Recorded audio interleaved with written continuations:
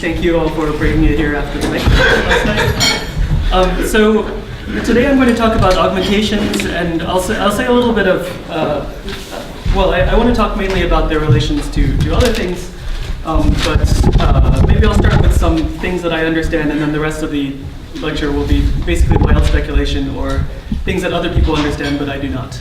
Okay. So remember, the general setup is that we have a Legendrian submanifold inside of a contact manifold, which maybe is of a particular sort, let's say a one-jet bundle. And so out of this we get a differential graded algebra. And this is a differential graded algebra over some ring, which is Z brackets relative H2 of V. So an augmentation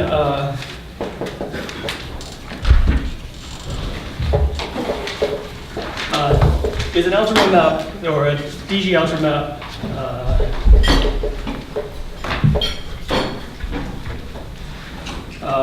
epsilon from A to some unital ring with the zero differential on it.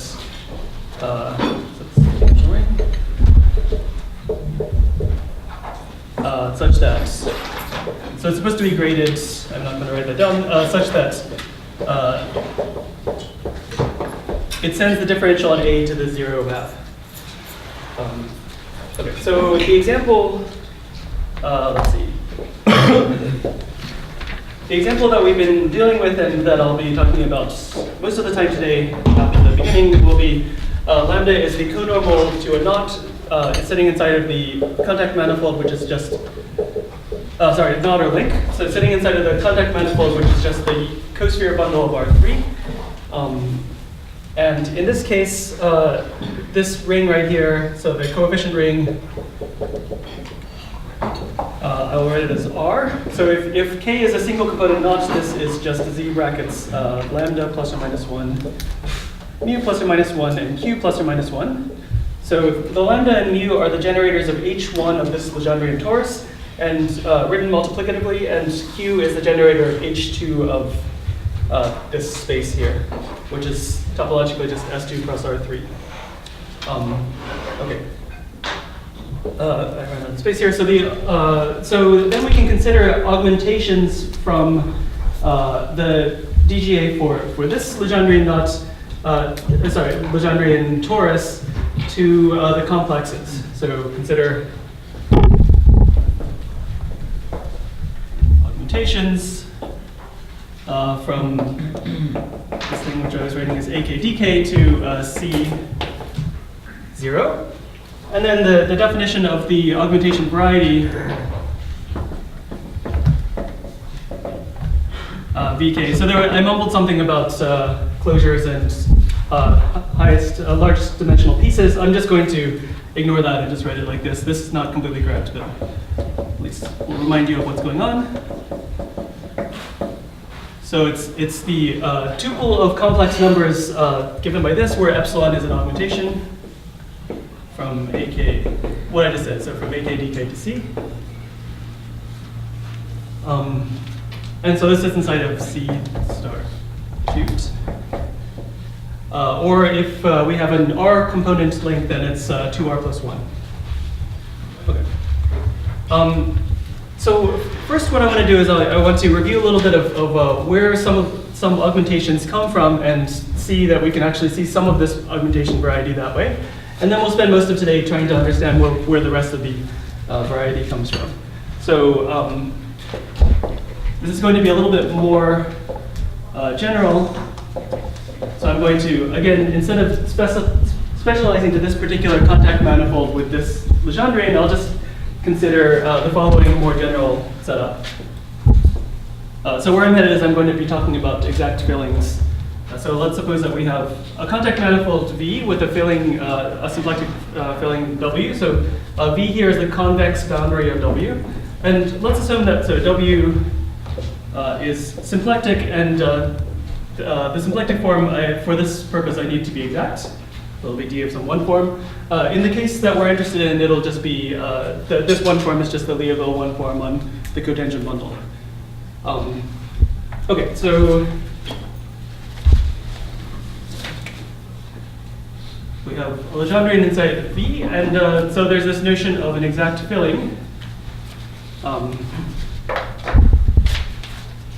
So L in W is, well, first let's say it's exact Lagrangian. So Lagrangian, of course, means that omega vanishes along here, but so what we want is that, more specifically, that theta itself is exact when you were on this Lagrangian. So if theta restricted to L is equal to df, or some something like this, and L is a so if the boundary of L, which is where it intersects the boundary of W, is equal to lambda. I actually need something slightly more than this, but this I think will do from the picture. Then say that L is an exact Lagrangian filling of lambda. So more precisely, I think it needs to be sort of cylindrical over lambda near the boundary. So near the boundary, this symplectic manifold looks like the symplectization of V, and then this should look like the Lagrangian cylinder over lambda in that symplectization. Okay. So why is this useful? The reason this is useful is if we have an exact filling of lambda, then we get an augmentation of lambda. So if L is an exact filling of lambda,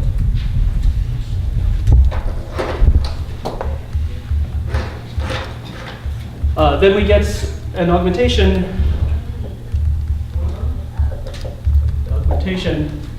which I'll write as epsilon L, and this goes from the DGA for lambda, this is the DGA for lambda, to something. The something is the particular ring that I'm calling S over there is the group ring of H2 of W relative H2 of W relative to L.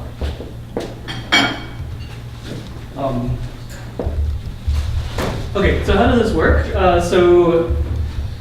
This DGA is generated by rate chords for lambda, so I just need to tell you where it sends a particular rate chord. So let's say that A is a rate chord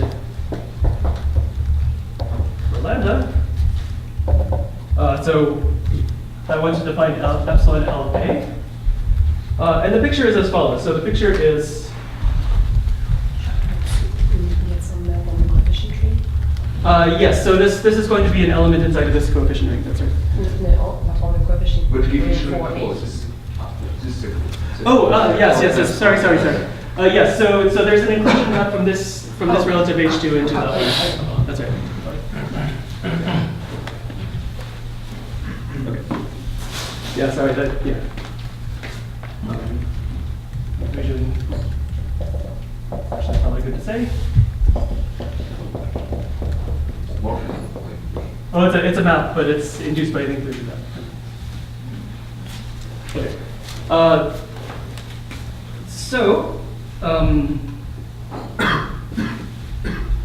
Here is L, here is lambda, and let's say that we have a rate chord A up here. Then what we do is we just count all rigid holomorphic curves that in the symplectic manifold with boundary on L, but asymptotic to A. So we'll just go this.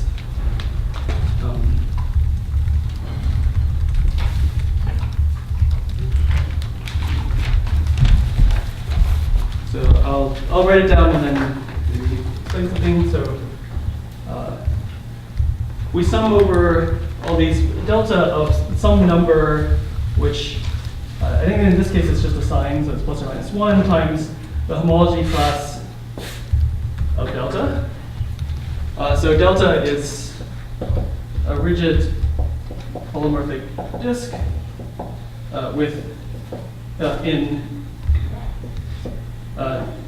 W with boundary on L, and asymptotic to A at the positive end.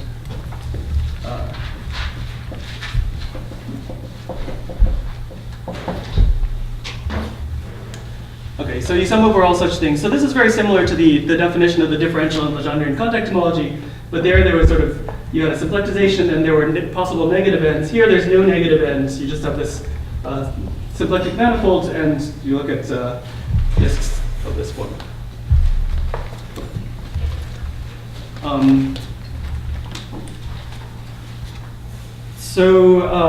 Right, so this defines a map from here to there, and I claim that this is an augmentation.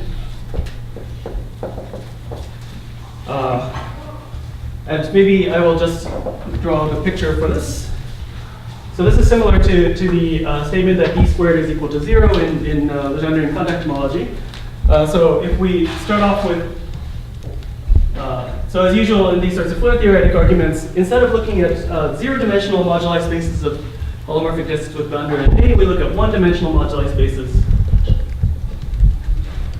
of the same form. So they're asymptotic to A at the end, and then the boundary is on L.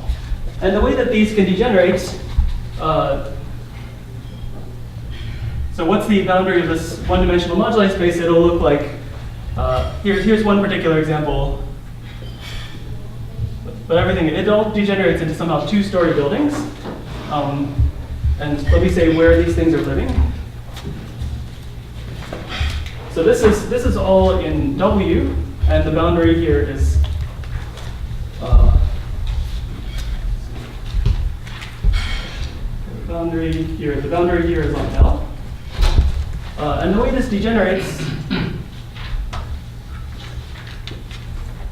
is something like this, where this part now is in W, and this part has gone off to infinity in this direction. So I sort of suppressed this, but you can complete this symplectic manifold by adding in half of the symplectization of V to go up that way, and then this part sits inside of that symplectization part, so R cross V. And the bits of the boundary that I've drawn in red here, those are, so inside of the finite parts, this is an L, and in the symplectization, this is in R cross lambda.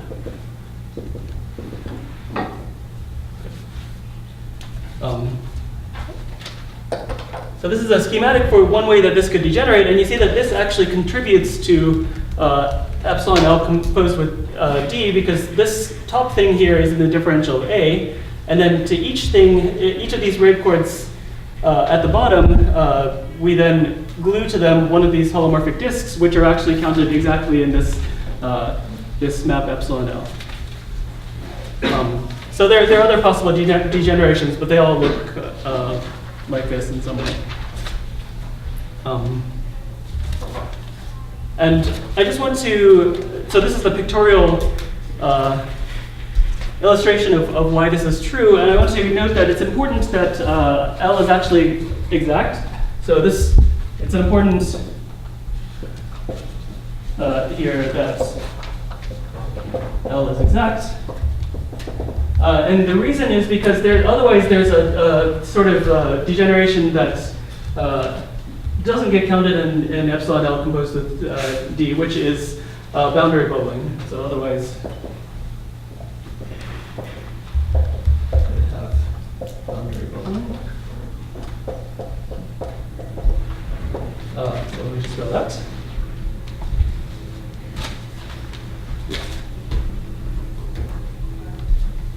So this could degenerate, so there could be something that pinches off, and then it'll look something like this maybe.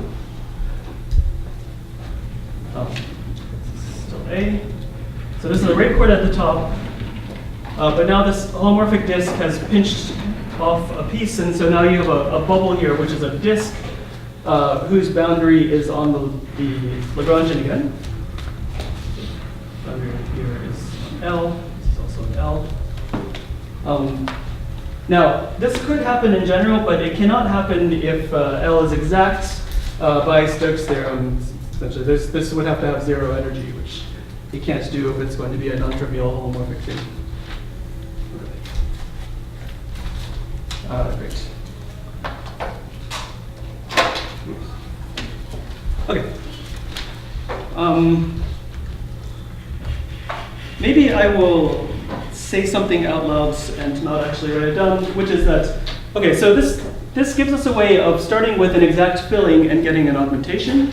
It's not the case in general that all possible augmentations come from these sorts of embedded fillings, but there is a way to salvage this. There is a correspondence between augmentations and fillings, so you can look at some sort of infinitesimally wrapped Spakai category generated by these sorts of things, and in some sense those are supposed to then give all possible Legendrians with all possible augmentations.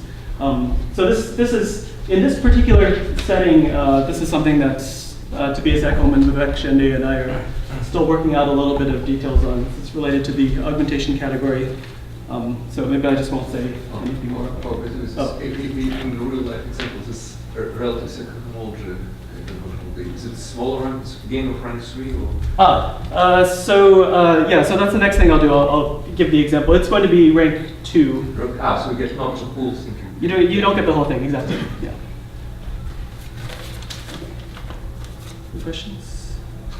Oh, maybe it's another question. Yeah, I'm more used to symplectic curve, not to contact curve, and here's this kind of more elaborate picture. You get open close, you get chains or modular spaces, and you get presumably it's what you do some kind of like truncation, the chains and modular spaces. That's exactly right. Yeah. In fact, I'll try to talk a little bit more about chains and moduli spaces later on. But this is some sort of first approximation.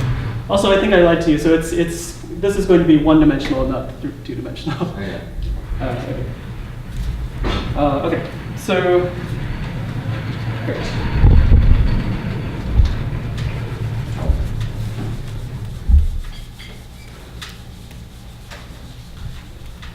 So let's look at the particular example.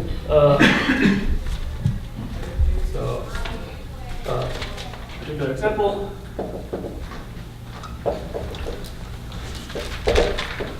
So again, lambda is the conormal to a knot, and V is the unit cotangent bundle of R3.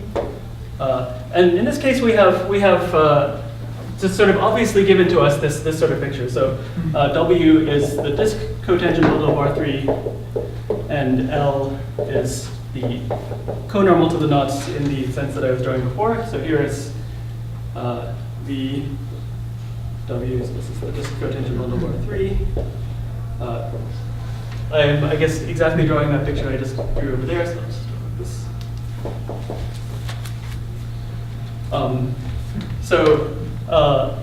The Legendrian is the unit conormal to the knot, and it's filled by the disk conormal to the knot.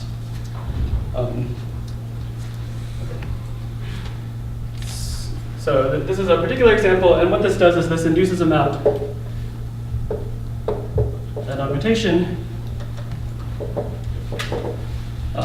epsilon LK. So let's figure out what this is doing. So this goes from AK dk to, where does it go? So it goes to Z H2 of W LK with a zero differential. And let's just think for a second. So this thing is topologically uninteresting. So all of relative H2 is just the same thing as relative H1. So this is H1 of LK. And LK is now a solid torus. So over every point in the knot, there's a disk. And so this is Z. So that means that this whole thing is the group ring of just H1. And the way that I would write this is that I'll write this as Z lambda plus or minus 1. So somehow this is, right, so here's K. Maybe I have color, I should actually use it. K.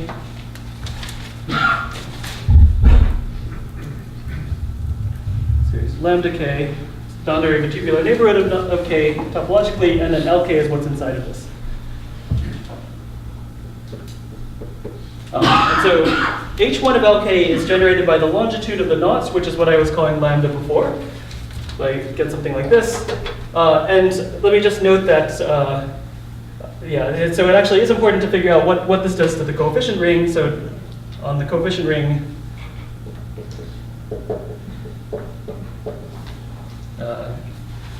maybe it's better if I write it up here.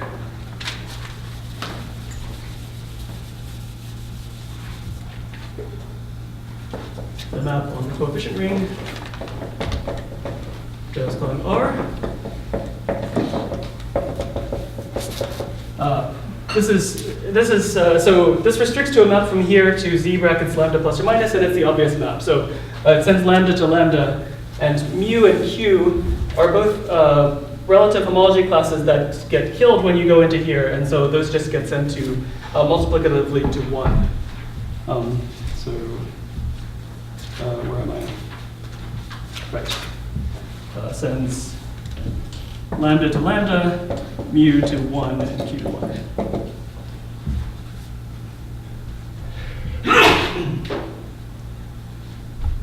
So this tells you something. So this tells you that for any, so if you set mu is equal to 1 and q is equal to 1, and let lambda be any complex number, non-zero complex number, then you get an augmentation just of this thing to C just by composing this with C. So what this tells you is this gives, so this filling says that lambda mu q is equal to anything comma 1 comma 1 is in the augmentation variety, so vk for any lambda. Oops.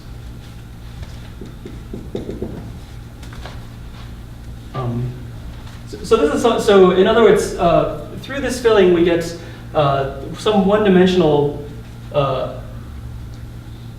branch of the augmentation variety. So this gives. So there's a line. So q equals lambda, mu equals 1 inside vk.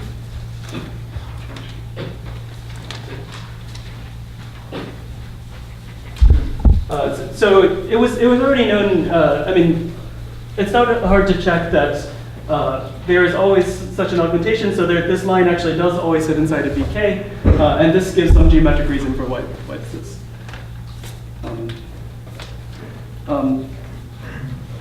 So this is one particular exact filling of this Legendre, and there are other ones. So there's another filling of lambda k in the same symplectic manifold, so in DT star R3. And so this one has the topology of a solid torus. This other one has the topology of the complement of the knot. So homotopy, it's actually just diffeomorphic to, so let's say homomorphic to the complement of the knot. It's essentially, you actually take this filling here, and remember there's also the zero section R3, and do some sort of Lagrangian surgery. So take their union and then do some sort of Lagrangian surgery along. Excuse me. Yes. R3 is also non-compact in maybe S3 or? Yeah. S3 minus G, it should have boundary. Yes, the fact that R3 has boundary, this is sort of not great. So you're correct that in fact this should.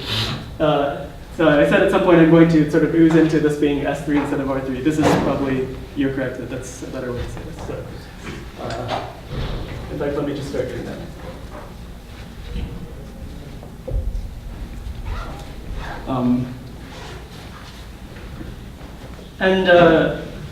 And on the coefficients, this sends lambda to 1 and mu to anything. But then DT3 has a different contact boundary? That is correct, yeah. Should affect the algebra? It actually does not affect the algebra. So there's some sort of argument where you can say that if you put R3 inside of S3 and you have some knot in R3, just make it extremely small. Yeah. And if you make it extremely small, you can set things up so that the map from the DGA inside of R3 to the DGA inside of S3 is actually, somehow it doesn't lose any information. But the result you talked about yesterday on the conormal torus being a complete non-invariant, that was only for R3. That was really it, exactly for R3, that's right. Yeah. Okay, so this, Is it expected for S3? that's a good question. We thought about that a bit, and I don't know what the answer is. So this gives the line Q equals lambda equals 1. And so here is C star cubed. And Vk is something. So if we take the intersection with Q equals 1, so we now know that there's something that's lambda equals 1 inside of here. There's another thing that's mu equals 1. And in fact, you can actually understand all of the Q equals 1 slice of the augmentation variety through these sorts of fillings. So I'm not going to go into how this goes, but so in fact, by decorating, so if you look at our papers, I think we usually call this MK. So if we decorate this particular filling with some sort of local system,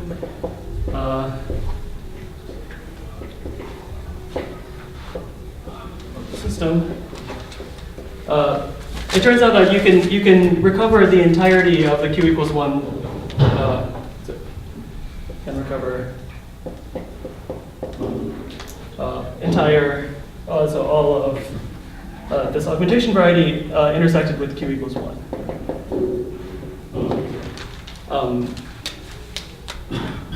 So this is work of myself and Chris Cornwell. But there's, I think, that maybe a more satisfying explanation that Vivek Chande gave us that involves interpreting all of these Q equals 1 augmentations in terms of some sort of constructible sheaf on R3 or S3 with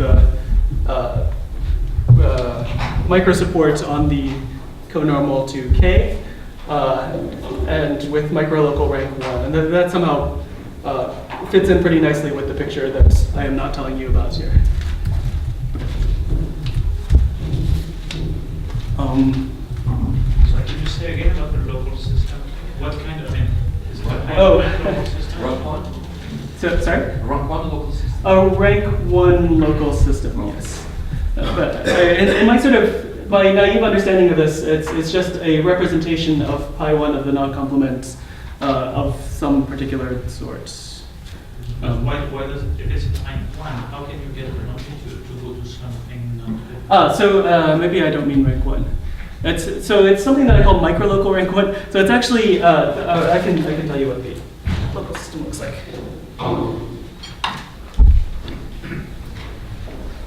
So this is going to look like I'm pulling it out of thin air, but this has some sort of nice interpretation. So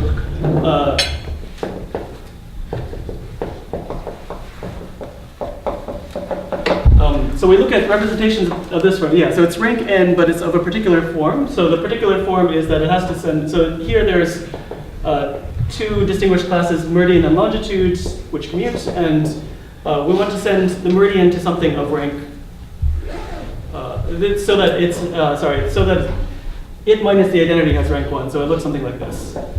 So this is the, there's one non-zero eigenvalue, non-1 eigenvalue, and everything else is just 1, and then, But that can be, yeah, and then row of L can be anything, so it's,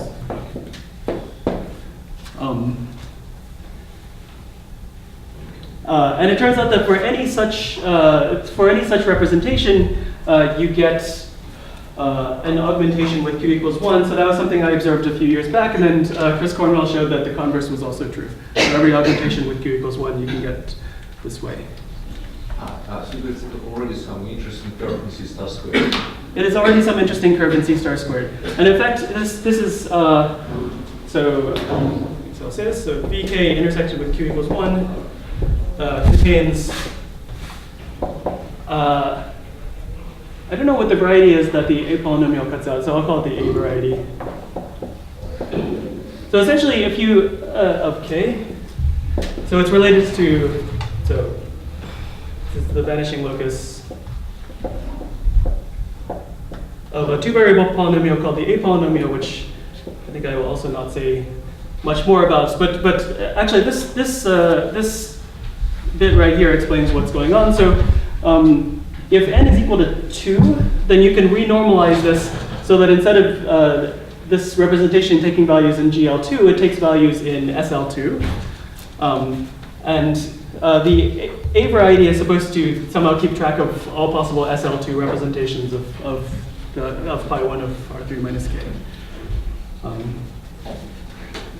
By the way, this already, so there's some result of Dunfield and Garofalidis that builds on Kronheimer-Murfka that says that this already says that this thing is more complicated for any knot that isn't the unknot than it is for the unknot. So what that means is that this slice of the augmentation variety detects the unknot already for whatever that's worth.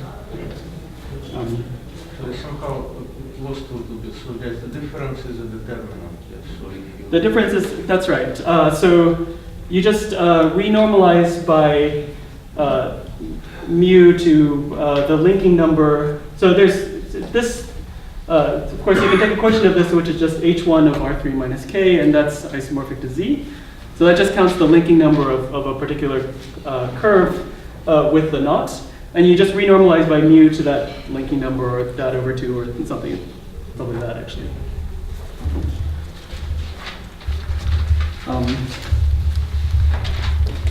So what about q not equal to 1?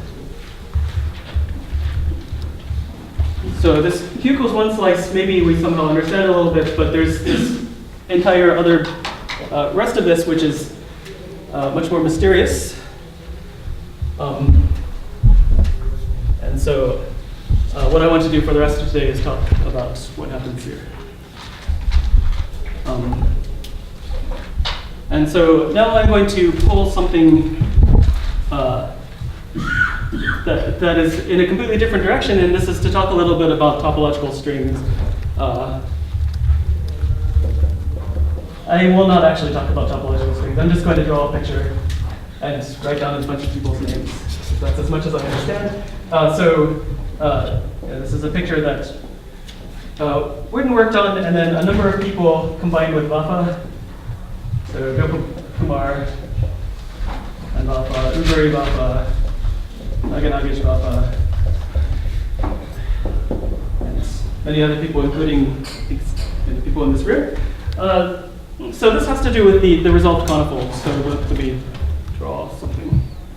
So this is the point at which I think I'm really going to switch to S3. So here is the disk cotangent bundle S3, and here is the unit cotangent bundle of S3 on its boundary. Here's S3.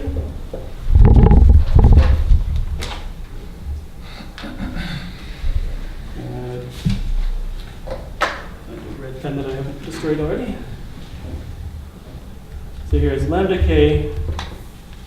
Well, this, you can ignore the red part for now. So there's this notion of the conifold transition where you collapse the S3 to a point and then resolve it through the small resolution so that it becomes a CP1.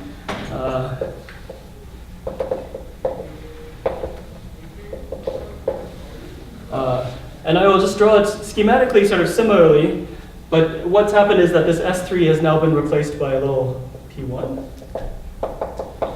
And the total space is now something I'll write as X, so this is O of minus 1. This is the total space of O minus 1 plus O minus 1 over P1. But the boundary is still what it was before. So this is just something happening in a neighborhood of the zero section in some sense.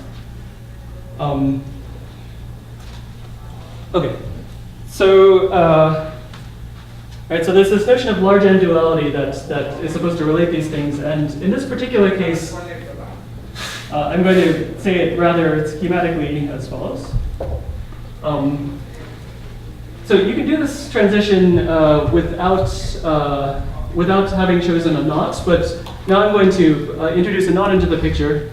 So over here we have this Legendrian at infinity, and then it's filled by this thing Lk. And where it intersects the zero section is at k. So there's some means where you can take this particular filling. So what I would really like to do is I would just like to see what happens to this Lagrangian when I go over to this other side. So at infinity, it still looks like lambda k. There's some issue that because this particular filling definitely intersects the zero section, you have to figure out what happens around the zero section, because as it is, it's not going to survive to give you something over here. So there's some way to do this, which there are many ways to do it, but there's one particular one that I think we like. So So what I want to do before I go over to the other side is to push LK off of the zero section.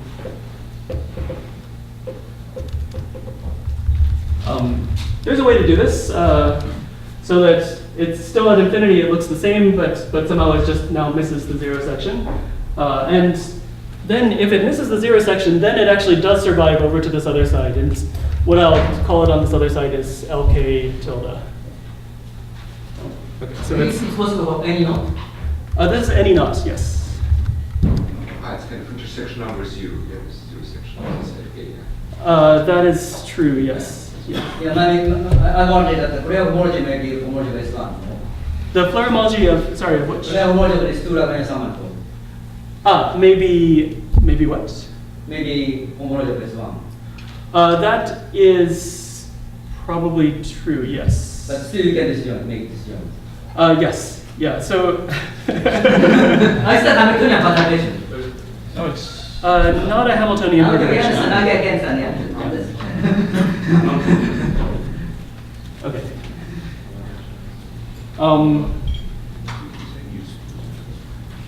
Okay, good. As I said, sorry, I didn't give the disclaimer, which is now I'm in the part of the talk that I don't understand. So, any objections you may have are probably well justified. Okay. So, in this setting, generally speaking, what the large N duality is supposed to say is that some sort of SUN Chern-Simons for K corresponds on the other side. This is Gromov-Witten to open topological strings over here, where the boundary of the topological string is on LK tilde. So that's the brane involved. So open topological string with brane LK tilde. And this is the A model. Okay. Okay. I'll try to say something more precise about this in a little bit. But so then there's some work of Degeneration. So they call this a generalized. I've run out of space. SYZ conjecture.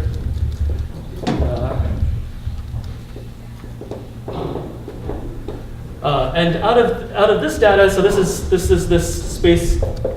I'll label it X. So this space X with this Lagrangian brane inside of it whose limit is lambda k. They construct some sort of mirror Calabi-Yau, which I'll write as X sub k. This is a mirror Calabi-Yau, and so then open topological strings over here are supposed to then correspond to closed topological string in X. So this was in X, and this is now in XK. So mirror symmetry, so this is supposed to be B side.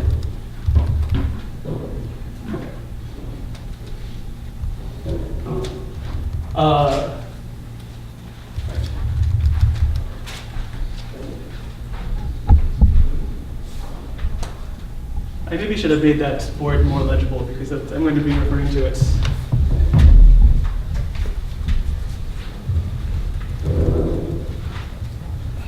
Okay, and the way that xk is you can describe xk as follows. So xk, so can describe xk as the following thing. So xk is going to be the set of tuples inside of c to the fourth. So uv is going to be some polynomial, which I'll write as boldface a sub k of q e to the x e to the p. You'll notice that q did not appear over here. So what q is the Kähler parameter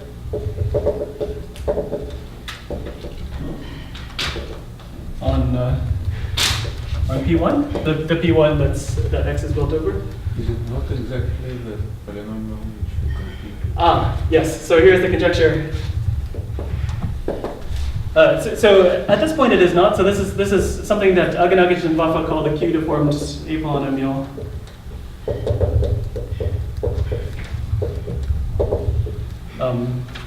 But the conjecture is indeed that it's the same thing as the augmentation polynomials. Because augmentation could be larger than equivalent, could be as stuff, yeah. As explained, yeah. Maybe not necessarily two-dimensional representation. That's correct. Yes. So in fact, this Q-deformed. Okay. So let me write this down, and then I'll say something about that.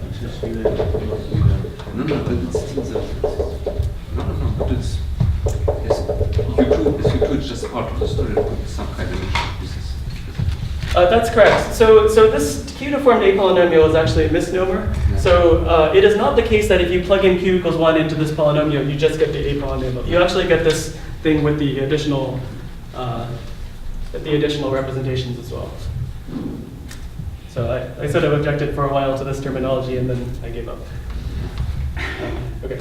Can you say a couple words about where this Q-deformed apolynomial comes from? Yes. Some so kind that of is moduli space of object? yes. So that's coming up next.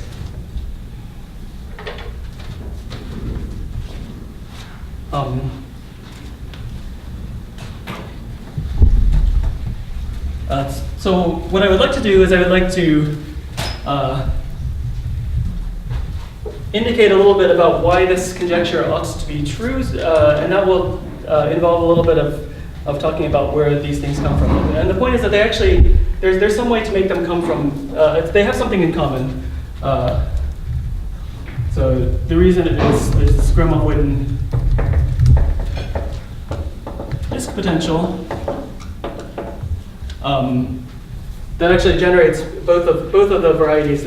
Some of the singular locus for this thing here is just the set of q e to the x and e to the p, so that this is equal to 0, and that's some sort of variety. And the augmentation variety is another one, and they're actually both somehow controlled by this one Gromov-Witten disk potential. So I'll say something about this.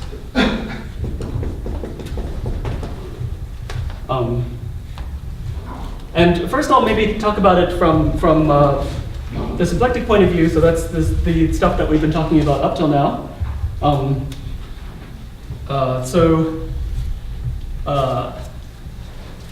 Right. I should not keep wandering around. So we have this non-exact filling. I didn't say this, but so LK tilde is a non-exact filling of lambda k. I mean, the result conifold itself is non-exact, so this is definitely some sort of non-exact thing. And so I told you that if you have an exact filling of a Legendrian, then that gives you an augmentation. This still, you could use this to define, you try to do the same thing, so use this to define some sort of map from the DGA of K to, so let's think about this. So this is going to be, so LK tilde sits inside of, so this sits inside of X, so it'll send you to the group ring of this. So let's think about this. In fact, maybe it's good for me to just have a board somewhere where I have notation. So I'll just do it here. Notation. So H2 of X, X is the total space of a bundle over P1, so this is just Z. And this is also known as, this is also H2 of its boundary. And this will be generated by, in multiplicative terms, I'm writing it as Q. In additive terms, maybe I'll write it as e to the t. And then H1 of lambda k which is Z2, is generated by, so those are the things I was calling lambda and mu. So those I will also now write in both additive and multiplicative notation. So lambda is e to the x and mu is e to the p. And for good measure, so h1 of LK. LK and LK tilde are both just topologically a solid torus, and this is generated by just lambda is e to the x.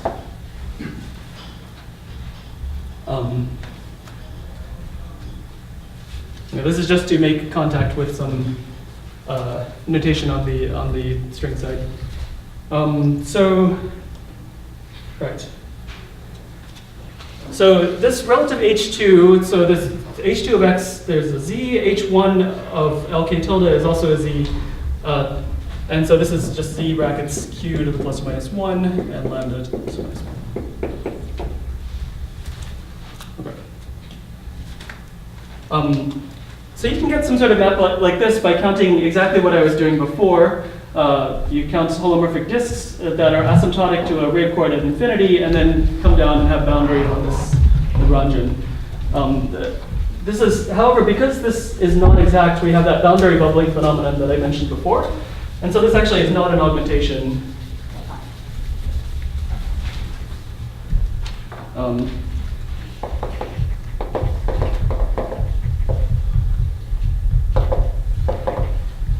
Because of boundary bubbling.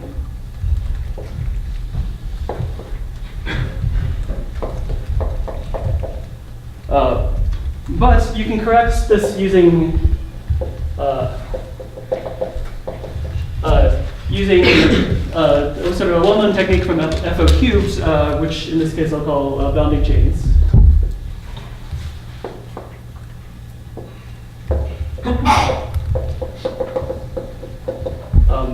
And maybe because I'm running out of time, I won't describe how these go specifically, but maybe I'll draw some sort of picture of what happens. So what does boundary bubbling look like? So we have something like this,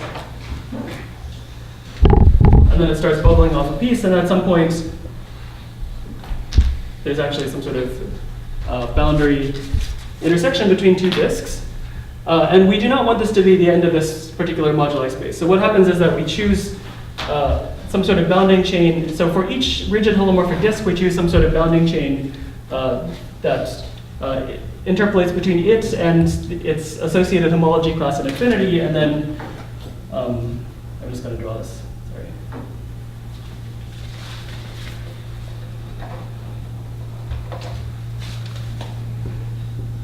This is the bounding chain.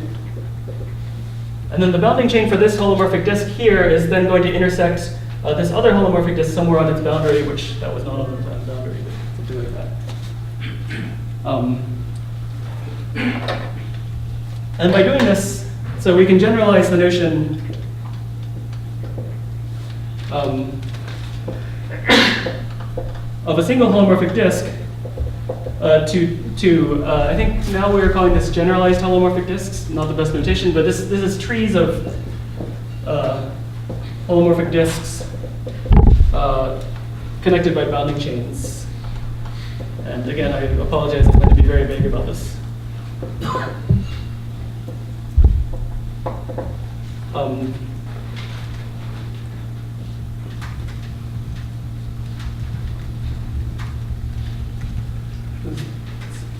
Something to do when you have a non-exact filling. And in this case, then we can again try to define this epsilon lk tilde. And now we can define, so this is sort of a modified version.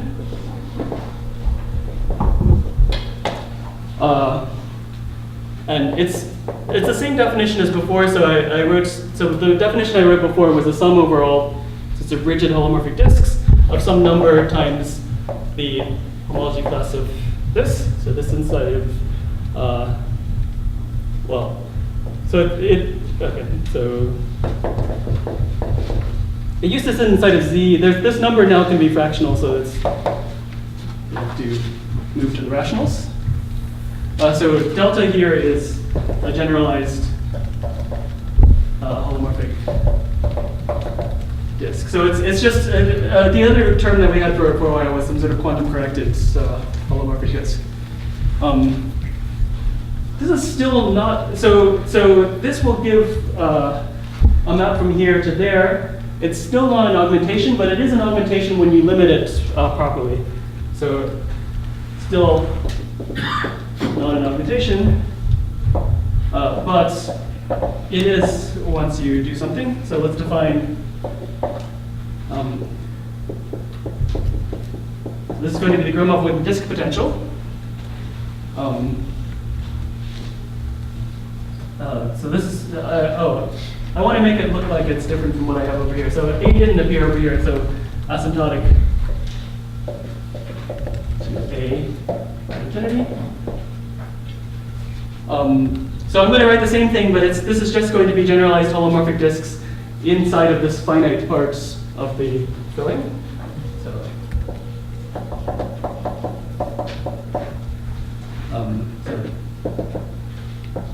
holomorphic disk in X with boundary on LK tilde, and no positive, and no end at infinity.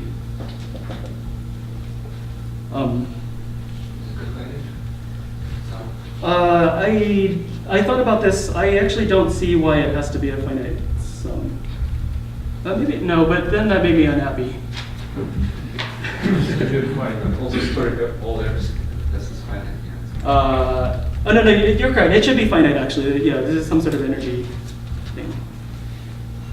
So this also sits inside of. So this sits inside of q plus or minus 1 and lambda plus or minus 1. And then here's the proposition. So Because different from the another formal on the same whiteboard. yes. So this one counts. If I ignore the generalized part, this counts holomorphic disks whose boundary is A. You generalize all this. Yeah, generalized holomorphic disk just means you have some additional holomorphic disks that sort of go like this. And here we just have holomorphic disk with no positive end. So everything inside the boundary of each of these disks is just in the finite part of the picture, which I stupidly started erasing. Yeah, so it's a question of whether it has a positive end or not. How is this factor weighted 0? I'm sorry. How is this factor weighted 0? How? Factor weighted 0. So there's some index. What is the So how is question? this factor weighted 0? It is, so there's some sort of index calculation. Oh, I summed over everything, but I actually mean over rigid moduli spaces of these things. But it should all be a rigid because your augmentations have master plus 0. Yeah. There can be moduli spaces of holomorphic. Oh, sorry, here. In the compact part. Yes, in the compact part, I agree. Okay, yeah, I was asking about the compact. Yeah, sorry, yes. Okay, so I, unfortunately, maybe I should not go back over there and erase this. So here's the proposition. Again, this is sort of a hopeful proposition.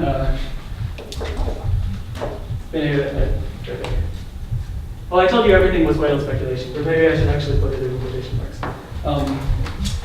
So epsilon LK tilde composed with D. So remember, D goes to, well, D is just the usual differential for K. And remember, the whole issue was that when you compose this with the differential, you don't get 0. But once you've modified it in this form here, and if you also set P is equal to the partial of WK partial X, then this is equal to 0. So the differential here has coefficients in Q, lambda and mu, but we can think of this logarithmically as X and P. And what I'm saying is if in this differential you just preemptively set P is equal to this, then that gets rid of these coefficients in P, and now you can apply this this map epsilon, and then you get 0. So this actually secretly contains what I said at the very. No, maybe that means it's W sum of their logarithms. There is a relation to the logarithms. No, because algorithms will be not algebraic. You see that everything is algebraic, and then how it can go to logarithms. That's correct. Yeah. So the double is the logarithms. yes. So W is supposed to be a sum of dilogarithms. It's not finite sum yet, so it's double. Yes. It's not Okay. So a corollary is that for fixed Q, if we take the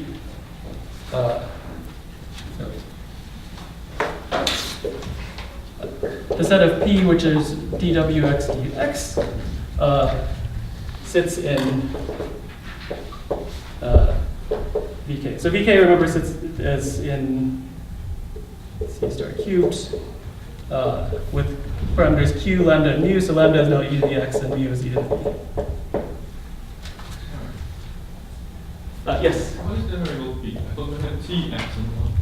So P is the We don't know logarithm of p. mu, yes.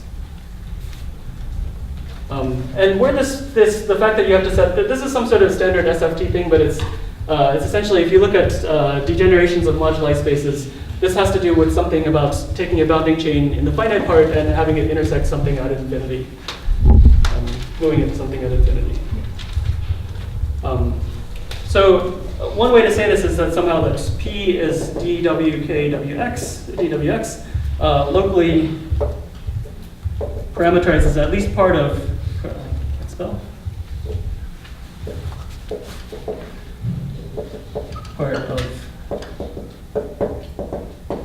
this. And by the way, this works for links as well as knots. And this explains why the augmentation variety for fixed Q is supposed to be Lagrangian with respect to this symplectic form, which is now just the sum of dx wedge dp.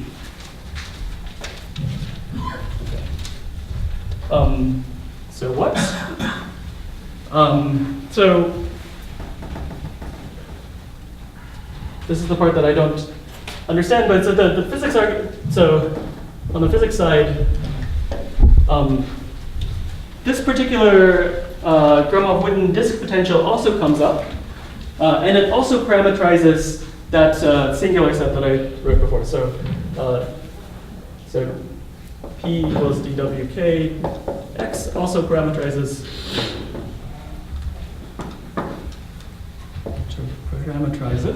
the singular locus,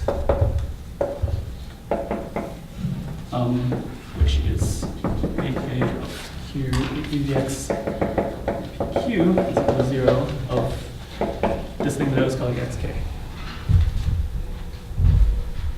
So this thing also sits inside of xpq space, and at least locally, its behavior as well as the behavior of the augmentation variety are both controlled by this Gromov-Witten potential. So these are both supposed to be algebraic sets. So assuming that's the case, then if these algebraic sets are, say, irreducible, then maybe that's enough to say that these two polynomials are actually the same. So this is the vanishing locus of AK, and VK is the vanishing locus of this augmentation polynomial.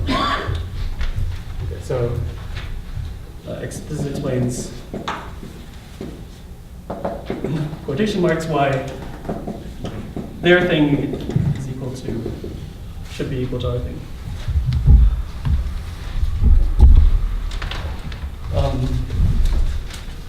Great.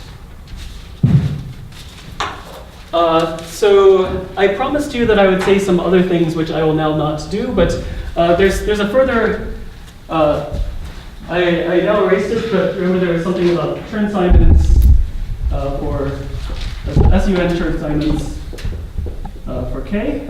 On this side, it's supposed to correspond to open, now let's say open Gromov-Witten over here. And you can make this precise, so there's some sort of partition function that one can define on before the transition, which for me is just some sort of generating function that counts, keeps track of colored HOMFLY polynomials of K. And then there's some interpretation of that partition function. This is work of, let's see. This is work of Ugure and Baffa. So this partition function is the exponential of something over here, which is actually just a generalization of this Gromov-Witten disk potential. But now you allow for arbitrary genera and not just disks. And the upshot is that somehow this augmentation polynomial, or this Q-deformed A polynomial, is supposed to give you the recurrence relation for colored HOMFLY polynomials of K, or at least some sort of classical limit of that. And that's something that we've checked in a number of examples, and that actually seems to be the case. This polynomial actually determines the recurrence for colored HOMFLY polynomials of K with, I guess, one row. And the bit that I really will not tell you about, but there's some work in progress between me and Tobias Ekholm that I think we can actually recover the recurrence relation for colored HOMFLY without passing to the classical limits, which is something we haven't been able to do using the homomorphic theory. But we can now write down some sort of scheme for getting this, and we've checked that it works for the unknot and the Hopf-link and the trefoil. And that has taken, the trefoil has taken us several years, so maybe I don't know if we're going to get much further in this, but that should be coming out pretty soon. Okay, I have run over, so I'll stop here. Thanks.